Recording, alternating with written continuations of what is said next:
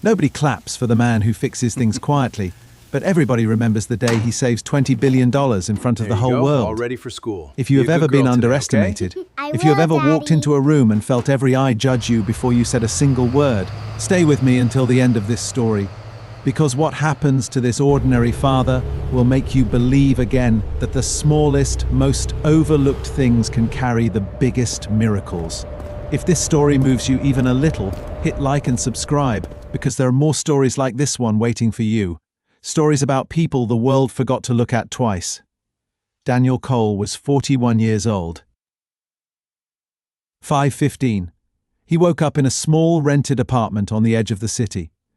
Made scrambled eggs for his 8-year-old daughter Emma, packed her lunch in a paper bag with her name written in marker, and walked her to the corner where the school van picked her up.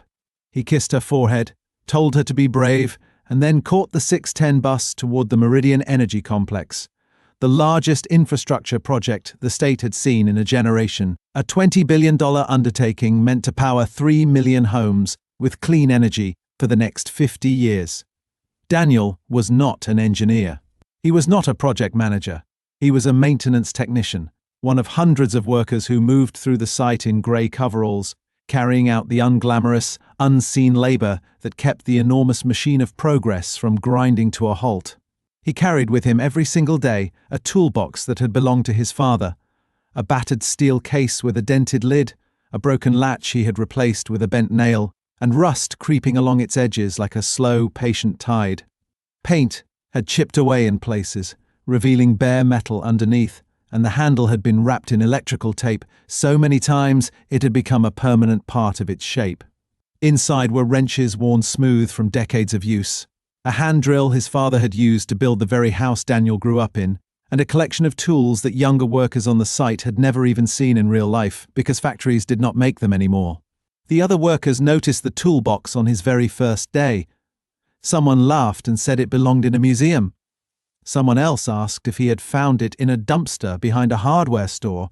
A younger engineer named Marcus, sharp-suited even under his hard hat, made it a habit to walk past Daniel's station every morning and mutter something about relics and dead weight, just loud enough for others to hear and snicker.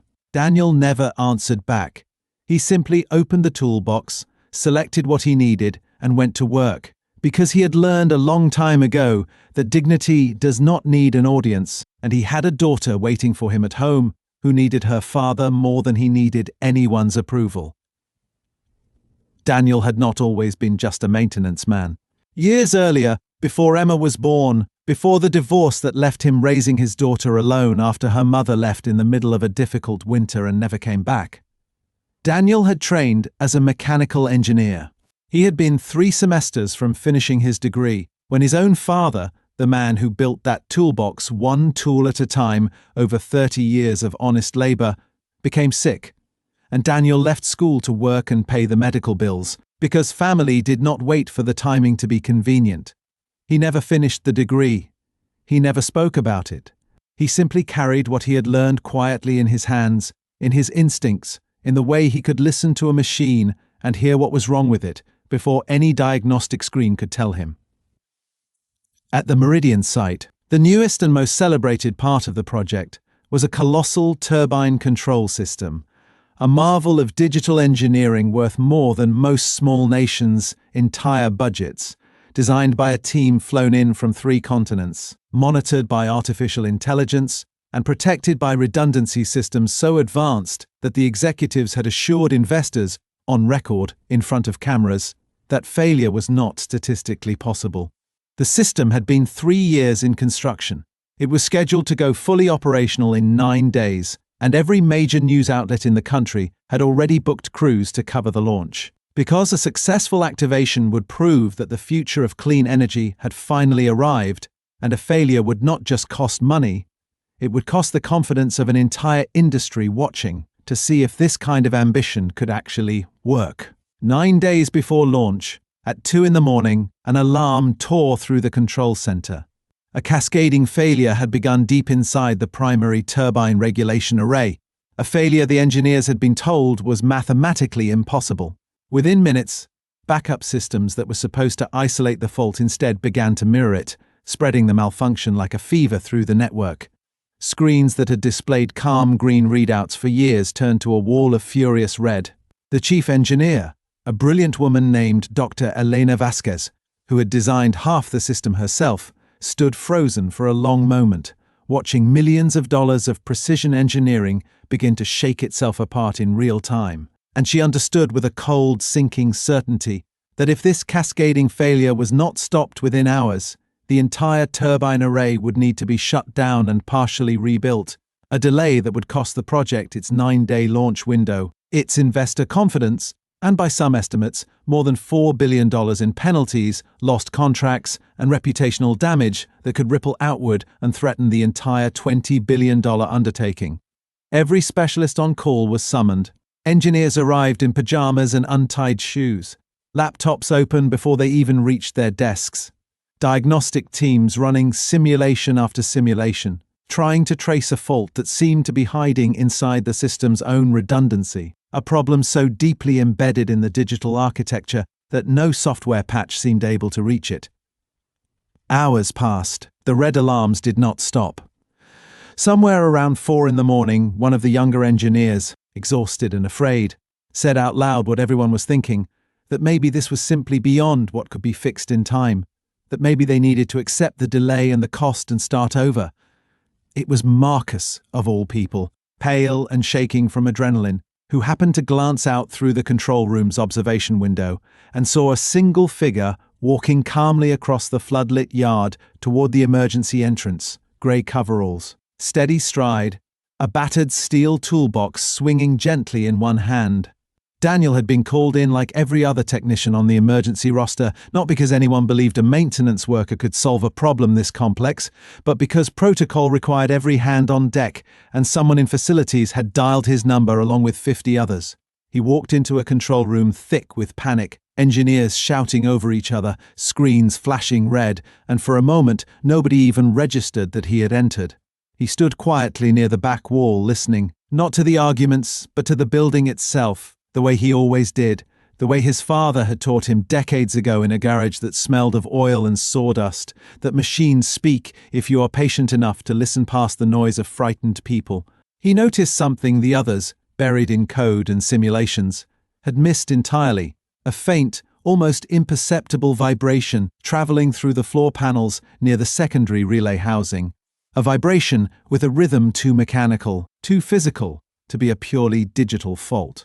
He asked Dr. Vasquez, quietly, respectfully, if he could examine the physical relay housing beneath the auxiliary control panel, the one everyone had already dismissed as irrelevant because the digital diagnostics showed it reading normal. She hesitated only a second before nodding, too exhausted to turn away a single offer of help, even from a man in grey coveralls holding an ancient toolbox. Daniel knelt on the cold floor, opened the dented lid, and selected a specific hand tool, an old torque wrench his father had modified himself decades earlier with a custom depth gauge, a tool no factory made anymore because modern components rarely needed anything so precise and so patient. Underneath the housing, hidden from every sensor because it was a purely mechanical fault in an overwhelmingly digital system, he found it, a single mounting bolt on a critical dampening plate had been under-torqued during final assembly weeks earlier. So slightly that no automated inspection had ever flagged it, but under 3 years of thermal cycling and vibration, it had loosened just enough to let the plate shift a fraction of a millimeter, just enough to send a chaotic mechanical resonance rippling upward into the sensitive digital regulation array above it. A resonance the system software, brilliant as it was, had never been designed to recognize as a physical problem, because nobody had imagined the fault could be something as simple, as human, as a bolt that was not quite tight enough. Daniel did not shout or celebrate. He simply looked up at Dr. Vasquez and said in a calm, tired voice that he believed he had found it, and that he needed 20 minutes and a specific replacement bolt from the mechanical stores.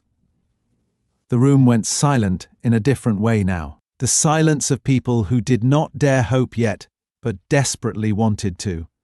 Dr. Vasquez, against every instinct that told her a maintenance technician could not possibly have outpaced her entire specialist team, walked to the mechanical stores herself and returned with the part. Using tools that belonged in a museum, tools his father had shaped with his own hands, Daniel worked with the steady, unhurried precision of a man who had spent his whole life being patient with broken things, because broken things, he had learned, respond to patience far better than they respond to panic. He tightened the new bolt to the exact torque specification, feeling it settle into place with the same quiet certainty a good mechanic feels in his hands before any gauge confirms it. He asked them to run the diagnostic again. The red alarms, one by one, began to turn to a hesitant, disbelieving amber, and then, as the minutes stretched into an agonizing quarter hour, to a steady, unbroken green. The cascading failure had stopped. The system stabilized. Somewhere in that room, someone began to cry, and it was not Daniel, it was one of the youngest engineers. A woman who had been 3 hours from calling her director to report catastrophic failure, and instead now stood watching a wall of green lights that meant her career. Her team's 3 years of work and $4 billion had all just been pulled back from the edge by a man in a worn uniform kneeling on a cold floor with his father's toolbox open beside him. Dr. Vasquez walked over to Daniel, who was quietly packing his tools back into their exact places, the way his father had taught him. Every tool returned to the spot it belonged, and she asked him, with something like awe cracking through her exhaustion, how he had known where to look when an entire team of specialists with every resource in the world had missed it. Daniel closed the dented lid, latched it with the bent nail that had replaced the broken clasp years ago, and said simply that computers were very good at understanding what they were built to understand, but sometimes a problem is not a digital problem at all. Sometimes it is just an old, human, mechanical thing. A bolt that needed one more careful turn, and that his father had spent 30 years teaching him that machines do not lie, they only wait for someone patient enough to listen. The story of what happened that night did not stay contained within the control room. Within days, it had traveled through the entire company, then through news outlets that had already been circling the site in anticipation of the launch, and the narrative shifted overnight from a story about billion-dollar technology to a story about a single father who carried his father's toolbox to work every single day and used it to save the very future everyone else was trying to build. Marcus, the young engineer who had mocked him for weeks, found Daniel at his station a few mornings later, and instead of a joke, he simply held out his hand and said, "Thank you," and admitted quietly that he had judged a man by the outside of his toolbox instead of asking what was inside it, or inside the man carrying it. The company's board, moved as much by public sentiment as by genuine recognition, offered Daniel a newly created position, Senior Mechanical Systems Advisor, with a salary that would have seemed impossible to him only weeks earlier, enough to move Emma into a real house with a yard, enough to finally, quietly, without ever needing to say it out loud, honor everything his father had sacrificed to teach him. He accepted, not because he needed the world to see him differently, but because it meant he could finally give his daughter the stability he had once given up his own future to protect in someone else. On the day the turbine complex finally launched, 9 days later than planned but successful beyond every projection, cameras from every major network stood at the edge of the site to capture the historic moment. And in nearly every photograph that made the front pages the next morning, there was a small, quiet detail almost nobody had assigned any importance to a month earlier, standing near the control building, dressed simply, holding his daughter's hand because he had brought her to watch history happen, was a man with a dented steel toolbox resting against his leg, its handle wrapped in old electrical tape, its rust visible even under the bright morning sun, because some things, once they have proven what they are truly worth, no longer need to be replaced, they only need to be seen. Daniel never became a man who forgot where he came from. He kept the toolbox. He still carries it today, not because he needs to anymore, but because every tool inside it belonged first to his father's hands. And now, quietly, in the smallest and most human way, it belongs to the story of every person who has ever been laughed at, overlooked, underestimated, and dismissed, simply because they did not look like what the world expected success to look like. If there is one thing this story leaves behind, let it be this.